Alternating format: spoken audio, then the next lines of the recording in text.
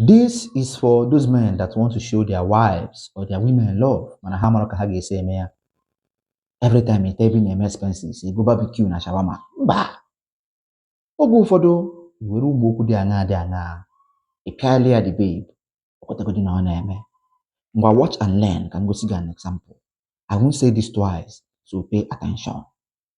Tupu ị naba n'abalị kpọkọta ya nso, ọtago ya were that anya lovey romantic eye ebe nee ya.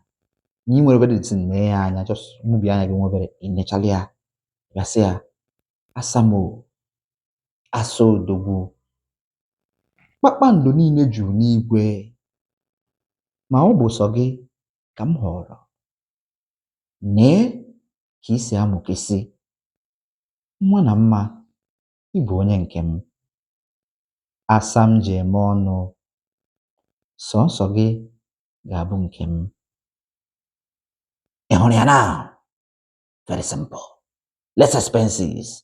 Before you take the next morning, in fact, I can maybe do master class because she will surprise you, believe you me.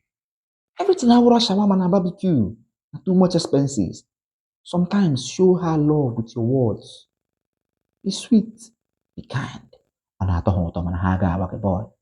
This is a secret I learned from my father. Don't allow this.